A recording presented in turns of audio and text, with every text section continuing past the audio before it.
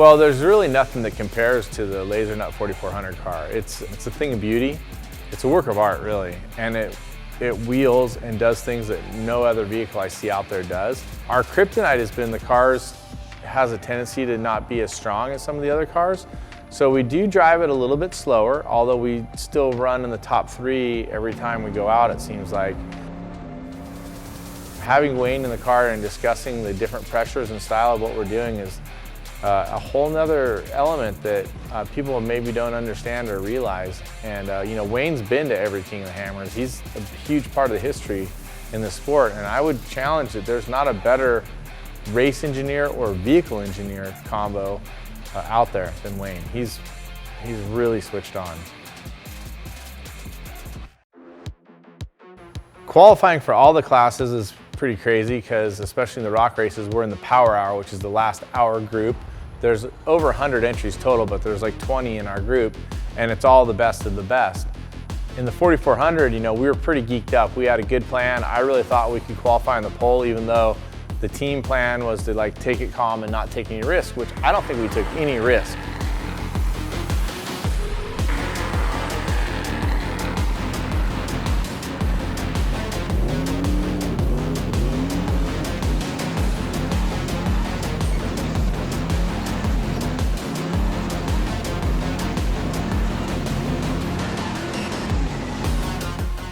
Qualifying went almost perfect in the number 48 Lasernut car. Maybe fell the plug, so we're 6th, which is awesome, row 3, but not the dream scenario.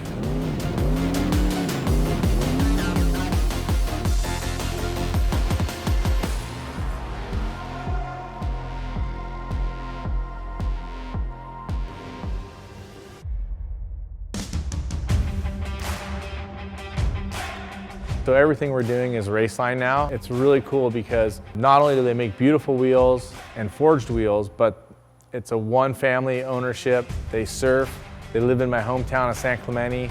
I'm just like so thrilled with what we're doing there and the attitude and style of the brand that it's a really great fit. You know, without our sponsors, we can't do any of it. You know, we have like this global partnerships with Monster, BF Goodrich, now Raceline, Baja Designs, VP Racing Fuels, and Fox. Those are our big companies that propel the whole effort, along with FIDAC, which is an underground pipeline company, and Earth Basics, which is an earth moving company that's in California and Texas. And those guys propel what we do. I'm not capable of running the race team without those partners.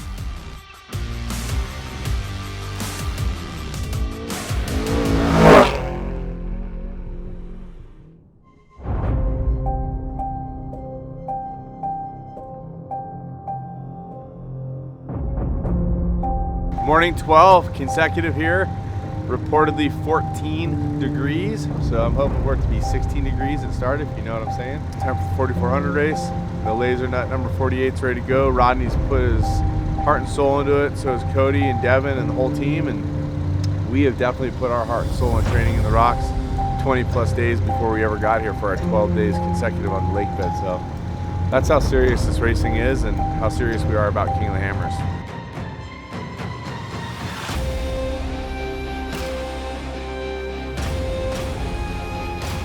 We don't have a giant race engine, but Raul Gomez, who started next to us, does. And so our whole goal was to jump him and lean on him and take the first corner away from him. And we did.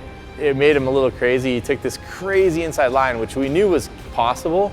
And he powered through these rocks, and Wayne's like, check it out. And he's coming across, giant rocks are flying, and he's like coming into the line. And I told Wayne, I go, I think we got him worked up.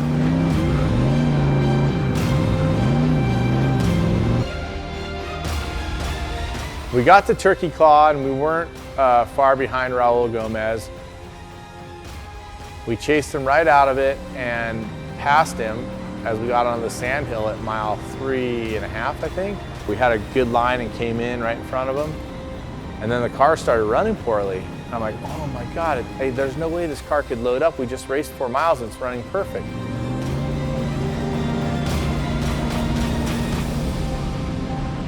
And what ended up happening was the computer, I think, had a hiccup.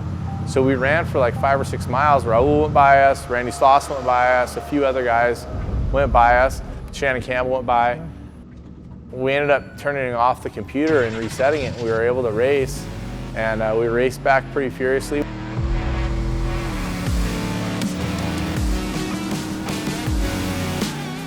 We passed Shannon Campbell at Cougar Buttes going in there.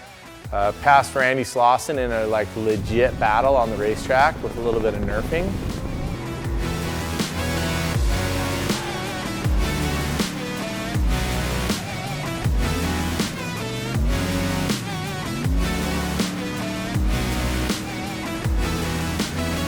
And we came around lap 1 in 3rd place, about 2 minutes behind Raul. Jason had us gapped, but our goal was not to go too fast in the desert. Just kind of cruise, take no chances.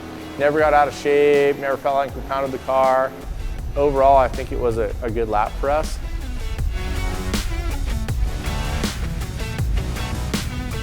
Lap 2, we got out in the desert, and we were a couple minutes behind Raul, and we were chasing him down in the desert.